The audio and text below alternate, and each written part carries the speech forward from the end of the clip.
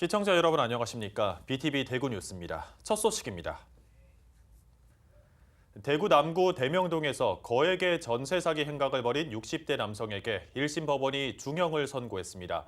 기소될 당시 피해 금액은 88억 원, 집계된 피해자만 104명인데 이 중 한 명은 스스로 목숨을 끊기도 했습니다. 피해자들은 법정 최고 형량이 나오지 않은 데 대해 아쉬움을 표했습니다. 김민재 기자가 보도합니다. 전세 사기 행각을 벌인 60대 A씨는 대구 남구 대명동 일대 다가구 주택 12채로 임대업을 벌였습니다. A씨는 지난 2020년 12월부터 2024년 3월까지 주로 청년층을 대상으로 전세 보증금을 돌려주지 않는 수법으로 전세 사기 행각을 벌였고 집계된 피해자만 104명, 피해 금액은 88억 원에 달했습니다. 피해자 중 한 명은 보증금 8,400만 원을 한 푼도 돌려받지 못할 처지에 놓이자 지난 5월 스스로 목숨을 끊기도 했습니다. 유서에는 빚으로만 살아갈 자신이 없다고 했습니다. 대구지법 형사단독 11부는 전세 사기 행각을 벌인 A씨에게 징역 13년을 선고했습니다. 검찰은 법정 최고형인 징역 15년을 구형했었습니다. 재판부는 피고인의 범행 수법이 매우 나쁘고 대다수 피해자가 심각한 경제적 피해를 입은 점, 스스로 목숨을 끊은 사례도 있었던 점을 고려해 양형을 결정했다고 밝혔습니다. 이어 피고인이 사건 발생 원인을 다가구 주택의 시세로 돌리는 점 등을 보면 진정하게 잘못을 뉘우치는지 의문이 드는 점도 종합했다고도 덧붙였습니다. 재판부는 다만 주택담보 가치가 임대차 보증금 합계액보다 높았을 때 이루어진 계약은 무죄로 판단해 피해 규모는 87명에 71억 원으로 산정했습니다. 피해자들은 중형이 선고된 게 다행이라면서도 법정 최고형이 선고되지 않은 데 대해서는 아쉬움을 토로했습니다. 당연히 이제 피해자분은 평생 벌고 갔던 돈이고 한데 최고형량을 줘도 모자란 부분이 있고 이걸로 인해 가지고 돌아가신 분도 있고 그다음에 아직까지 저희는 피해를 받고 있고 돈 한 푼 못 받고 이런 상태로 있고 하는 부분이 있다 보니까 저는 좀 많이 부족하지 않나 많이 생각해요. 저희는 지금 20년, 30년 빚을 갚으면서 살아가야 되고요. 여태 모았던 돈 그리고 대출받은 돈 그리고 또 다른 집을 구하기 위해서 또 다른 새로운 대출을 또 받아야 하고요. 20년, 30년도 부족하거든요. 저희는 빚만 갚으면서 살아야 되는데 13년 말도 안 되죠. 대구 전세 사기 대책위도 성명을 내고 징역 13년형이 나온 건 다소 아쉽지만 피해자들의 경제적 타격과 사라진 일상을 조금이라도 위로하고자 한 재판부의 판단을 존중한다고 밝혔습니다. 그러면서 앞으로 있을 항소심 등을 통해서도 반성조차 없는 가해자에게 더 이상의 관용은 없어야 할 것이라고 말했습니다. 이번 재판은 지난 7월 징역 5년을 선고한 북구 신탁 전세 사기 1심 판결에 이어 대구에서 발생한 전세 사기 사건 중 두 번째 판결입니다. 한편 지금까지 대구에서 발생한 전세 사기 피해는 정부가 인정한 것만 총 506건, 금액으로는 500억 원이 넘습니다. BTV 뉴스 김민재입니다. 부산 강서구에 전국에서 손꼽힐 정도인 90홀 규모의 파크골프장이 새 단장을 마쳤는데요. 생활체육 저변 확대도 빠르게 이뤄질 걸로 시민의 기대가 컸습니다. 하지만 시설 확대, 이용객 급증과 비례해 시민 불만도 커지고 있다고 합니다. 어떤 이유에서일까요? 이 소식은 박재한 기자가 취재했습니다. 2023년 한 해 대저 파크골프장을 찾은 이용객은 17만 2천여 명, 하루 평균 660명 꼴입니다. 지난달 90홀로 증설 이후에는 하루 1,200여 명으로 급증했습니다. 각 코스마다 차례를 기다리는 동호인들로 장사진을 이룹니다. 이곳이 열린 공간인 만큼 이용객은 점차 늘어나고 있지만 관리상의 허점도 동시에 드러나고 있습니다. 대기 시간이 늘어나면서 시민들의 불만도 터져나옵니다. 대저의 경우 오전은 타 지역민에게 개방하고 오후는 부산 시민으로 한정돼 있지만 확인 절차 등이 없다 보니 사실상 상시 개방 상태입니다. 부산 인근의 지자체에서는 예약제와 요금을 통해 수용 인원을 조절하고 있습니다. 오전에 혼잡할 때 한 보면은 1시간 기다려요. 1시간 기다렸다가 한 월 한 45분 내지 50분 만에 마감하고 또 비에 나면은 1시간 기다렸다가 또 한 월 치고 이러죠. 아니, 부산 시민들 항상 불만이 많죠. 외지에 가면 양산이나 기내 같으면 돈을 받는데 유로로 하고 일하는데 이거는 부산에 전체 유로로 안 하고 그냥 하니까 모든 사람들이 밀리고 혼잡해도 부산 시민들은 그걸 감수하고 불만 있지만 어떻게 하겠어요. 대저 생태공원과 인접해 있는 시설은 72홀 규모의 김해 솔매와 36홀 규모의 양산 황산 파크 골프장이 대표적입니다. 김해의 경우 타 지역민은 일주일 전 온라인 사전 예약을 통해 이용할 수 있고 양산에서는 타 지역민은 사전 예약과 함께 2배의 요금을 내야 합니다. 관리도 주먹구구식입니다. 부산시는 구장과 이용객 관리를 지역 파크골프협회가 자율적으로 하도록 하고 있습니다. 회원들의 자원봉사로 이용객 관리가 이루어지고 있지만 이에 대한 지원은 전무한 실정입니다. 그 모든 관리가 기본적으로 다 무료 봉사입니다. 우리 회원들이 무료 봉사를 하고 있는데 지금 아시다시피 시설은 늘어나고 이용자는 늘어나기 때문에 솔직히 우리 그 관리자들의 그런 그 봉사도 한계에 이르렀다 이래 봐집니다.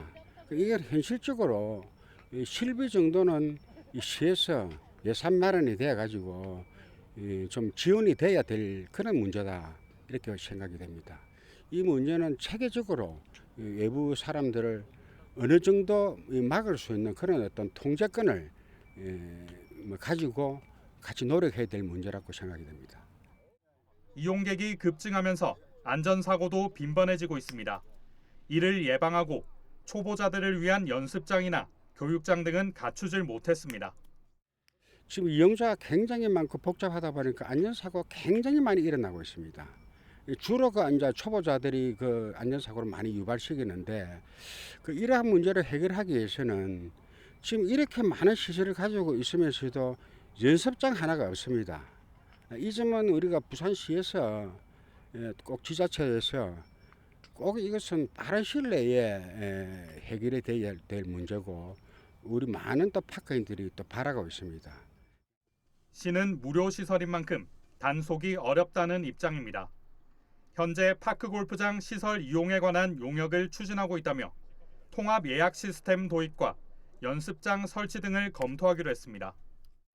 전체가 이제 연습할 수 있는 구장은 사실 좀 없는 건 사실입니다. 4억 정도 배정돼 있는데 그보다 더 많이 파크골프 시설 유지 보수해가지고 좀 더 많이 확보하려고 좀 노력하고 있습니다. 지금은 파크골프장을 어떻게 유지 보수하느냐 이런 부분에 대해서 신경을 쓰는데 내년부터는 그런 부분도 신경을 쓰도록 하겠습니다.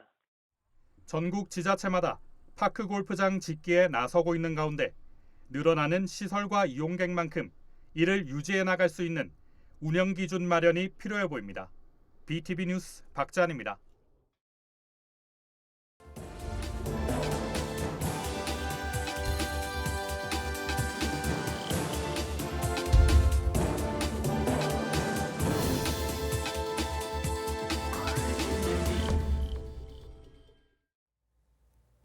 케이블 TV 공동기획 지역을 살려라 시간입니다.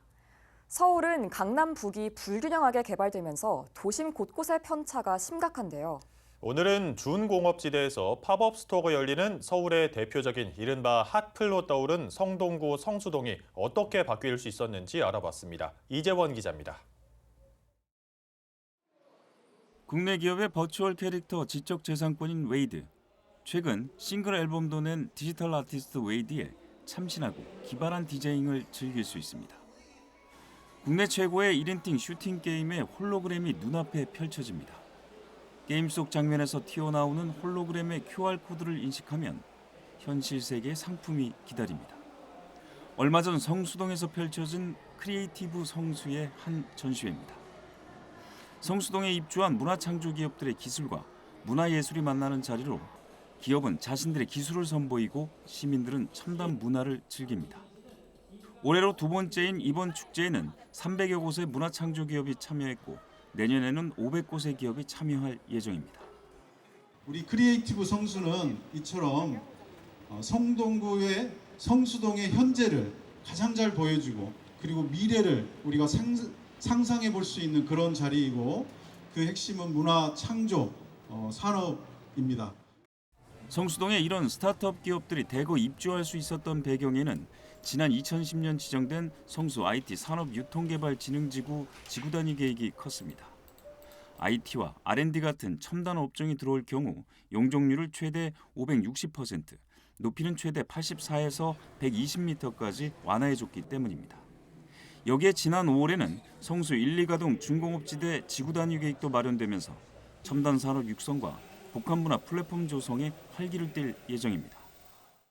저희들이 이러한 성동구의 변화에 대해서 그 성수 중공업 지역에 대해서 통합적이고 계획 관리를 위한 그 첨단 산업 거점 조성도 하고 문화 도시 조성도 조성하고 지역 맞춤형 환경 개선이라는 그 세 가지 목표 아래에 이번 지구단위 계획을 마련했습니다. 기업이 들어오고 유동 인구가 많아지면서 생겨나는 현상, 젠트리피케이션, 이른바 둥지 내몰림. 성동구는 지난 2015년 서울 숲길 일대를 지속가능 발전구역으로 지정했습니다. 구역 내 대기업 프랜차이즈 입점을 제한하고 건물주와 임대료 안정 협약을 맺는 것입니다. 건물을 신축할 경우 5년 이상 임대차 계약을 해야 하고 임대료도 소비자 물가지수 상승폭을 초과해서 올릴 수 없습니다. 대신 해당 건물에는 최대 30%까지 용적률을 높여줍니다. 건물주들로 구성된 주민협의체가 있기에 가능했습니다.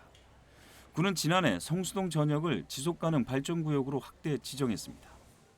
지속가능 발전구역에 해당하지 않던 성수역과 그 연무장길 일대가 MZ세대를 중심으로 좀 핫플레이스로 급부상을 하면서 필연적으로 거기에 그 임대료가 많이 상승을 하게 되었고요. 저희가 조사한 결과에 따르면 거기뿐만이 아니라 성수동 전역에서 좀 임대료 상승의 조짐이 보여서 이번에 기존보다 8.6배 확대한 지속가능 발전구역으로 지정을 하게 되었습니다. 이와 함께 붉은 벽돌 건물 조성 사업은 성수동을 지금의 핫플로 있게 한 마중물 역할을 했습니다. 붉은 벽돌로 신축이나 증축을 할 때 예산을 지원하는 사업으로 성수동 중공업지대까지 확대됐습니다. 최근에는 영국의 유명 여행 문화 잡지 타임아웃이 선정한 세계에서 가장 멋진 동네 4위에 등극했습니다. 1960년대 공업단지로 조성돼 인쇄업과 수제화 제작업체가 가득했던 성수동. 지자체와 입주기업, 지역 주민들의 협력으로 오래된 공장과 창고는 카페와 문화시설로 탈바꿈되며 첨단 문화도시로 거듭나고 있습니다. BTV 뉴스 이재원입니다. 그야말로 한강 열풍입니다. 한강 작가의 노벨문학상 수상 소식에 전 세계가 들썩이고 있는데요. 지역 서점과 도서관에서도 그 인기를 실감할 수 있었습니다. 송용환 기자가 보도합니다. 천안의 한 대형 서점, 한강 작가의 책을 모아놓은 특별 코너가 마련됐습니다. 지난 10일 노벨 문학상 발표 이후 한 작가의 책을 사려는 사람들의 발길이 이어지고 있습니다. 한국에서 첫 번째라고 들었는데 그것 덕분에 상당히 관심이 생기게 된 것 같습니다. 한강 작가님 책 관련해서 유튜브에 플레이리스트라던가 많이 뜨는데 거기에 써져 있는 문장들이 되게 좋더라고요. 그래서 관심이 생겨서 한번 와서 읽어볼까 하고 오게 되었습니다. 현재 이 서점에서 판매 중인 한 작가의 책은 겨우 2-3작품. 나머지는 물량이 부족해 예약을 받고 있습니다.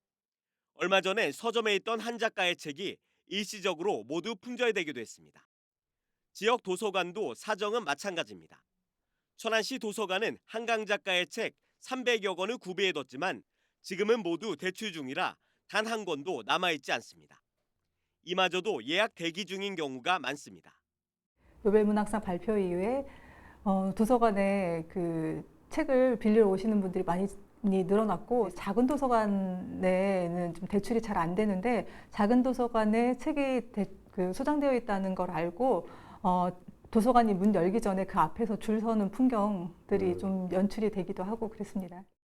또 앞으로 대출 희망자가 더 늘어날 것으로 보고 추가 구입하기로 했습니다. 노벨 문학상이 불러일으킨 한강 신드롬이 침체된 도서 시장에 활력이 되고 있습니다. BTV 뉴스 송용환입니다.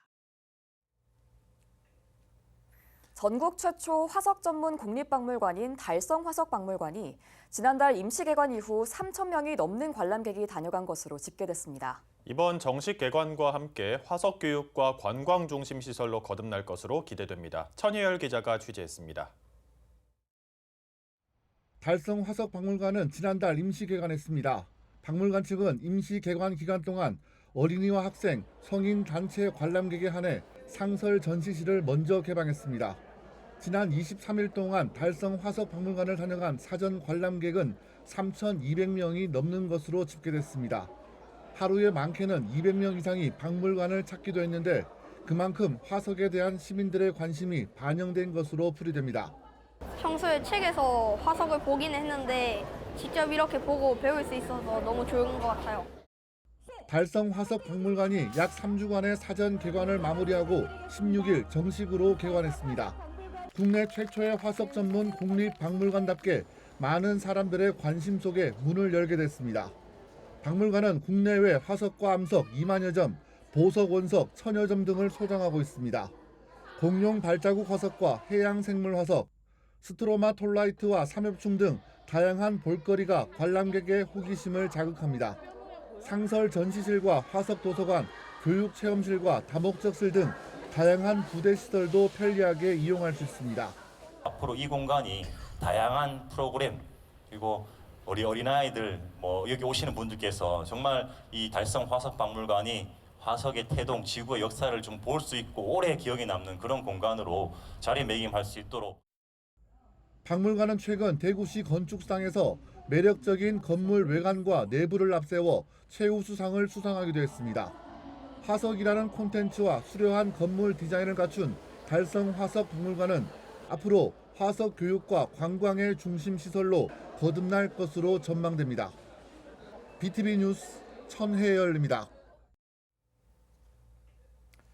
일제강점기, 강제징용 등으로 일본 고베 지역에 이주한 동포들의 역사를 기억하는 역사자료관 건립이 현지에서 추진되고 있습니다. 대구에서도 이들의 삶의 역사를 기록한 사진전과 역사자료관 건립 기금 모금 행사가 열립니다. 우성문 기자의 보도입니다. 일제강점기, 강제징용 등의 이유로 일본 고베 지역으로 이주한 제1동포들. 온갖 차별 속에서도 한국인이라는 정체성을 지키며 살아온 그들의 삶의 역사가 낡은 흑백 사진들 속에 기록되어 있습니다. 고베에서 30여 년간 제1동포 지원 활동을 해온 고베 코리아 교육문화센터가 고베 제1동포 역사생활자료관 건립을 추진하고 있는데 대구의 사회적 기업 공감 시즈가 연대의 손을 잡았습니다. 100여 년의 이주 역사 그 사진을 모아서 역사생활 기록관을 만든다 하신 소식을 듣고 같이 동참해야 되겠다. 그분들이 가서 저렇게 힘들게 살지만 또 그 속에 즐거움도 있고 삶은 계속 되는구나 이런 걸 느끼게. 여기에 사단법인 자원봉사능력개발원, 사단법인 더 나은 세상을 위한 공감, 주식회사 로프 등의 단체와 기업들도 고베 제1동포 역사생활자료관 건립 후원에 동참했습니다. 제1조선인의 삶이 고스란히 저희들한테까지 좀 전해져서 대구에서도 이런 활동을 하면 어떻겠냐 해서 사진전에선 고베 지역 제1동포들이 기증한 사진 100여 점을 통해 그들의 생활, 문화, 교육 등 지난 100여 년 고단했던 삶의 역사를 생생하게 보여줍니다. 식민지 가난한 조국을 떠나가지고 한국을 떠나가 일본에 가서 수많은 사람이 살고 있었고 거기서 문화를 형성하고 있었고 내년이 우리가 강복 80주년입니다. 그죠? 그래서 더욱더 많은 일본에서 우리 그 조상들, 우리 국민들이 어떻게 살았는가 살펴보고 함께 해야 되지 않는가 그런 생각을 하게 됩니다. 대구에서 진행된 온라인 모금에는 약 2,500명이 기부에 동참했고 전시 마지막 날 역사자료관 건립을 위한 후원의 밤도 진행됩니다. 기부금은 사진전, 영상 제작, 강연회 개최, 제1동포 3세와 4세를 위한 컴퓨터, 학습 교재 후원 등에 쓰이고 모금은 건립 완료 때까지 계속됩니다. 또 앞으로 건립될 고베 제1동포 역사자료관은 제1동포의 권익신장, 역사와 사회적 역할 등을 학습하는 거점, 다민족, 다문화 사회 속 커뮤니티의 이정표 역할을 하게 됩니다.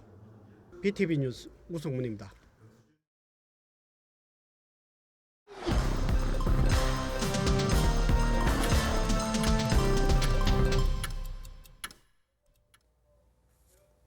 대구권 광역철도인 대경선이 개통하는 오는 12월 14일부터 대중교통 무료 환승이 2번까지 가능합니다. 대구시는 현재 하차 후 30분 이내 한 번만 무료 환승이 가능하도록 되어 있지만 대경선 개통 이후에는 1회 더 무료 환승이 되도록 시스템을 개편할 계획이라고 밝혔습니다. 환승 대상은 시내버스와 도시철도이며 앞으로 수요 응답형 대중교통에도 적용될 예정입니다. 환승 대상 지역도 기존 경산, 영천에 이어 앞으로는 청도와 고령, 성주와 칠곡, 김천, 구미까지 총 9개 시군으로 확대한다는 방침입니다. 서구의회 악취저감대책특별위원회가 대구시 기후환경정책과를 만나 염색산단 악취관리지역 지정에 따른 후속 조치 강화를 촉구하는 건의문을 전달했습니다. 건의문에는 분뇨 처리장을 비롯한 환경기초시설도 악취관리지역으로 지정해 줄 것과 염색산단 이전 연구용역 결과를 공개하라는 내용 등이 담겨져 있습니다. 서구의회 악취특위는 특히 지난 8월 염색공단 이전 용역 결과를 공개하라고 한 차례 요구했지만 받아들여지지 않았다고 지적했습니다. 서구의회는 건의문 전달 후 대구시의 적극적인 개선 노력을 기대한다고 밝혔습니다.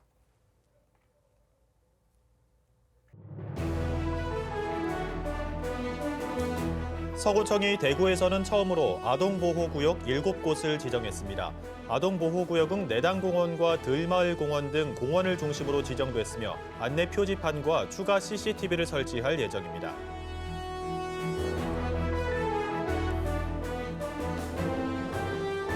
기록적인 포병에 휩쓴 지난 여름 기간 동안 대구에서 발생한 온열 질환자 수가 67명으로 집계됐습니다. 이는 전국 17개 시도 중에서 세종시에 이어 두 번째로 낮은 수치입니다.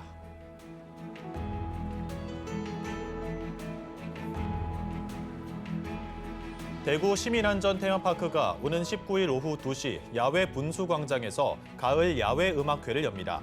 뮤지컬 배우들로 구성된 중창단이 무대를 꾸며 시민 누구나 별도 예약 없이 무료로 관람할 수 있습니다.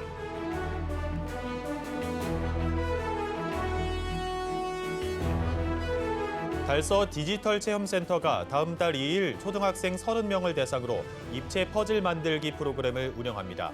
실감 콘텐츠를 즐기면서 우리나라 최초 비행사 안창남에 대해 알아볼 수 있는 시간으로 모든 과정은 사전 신청을 통해서 참여할 수 있습니다.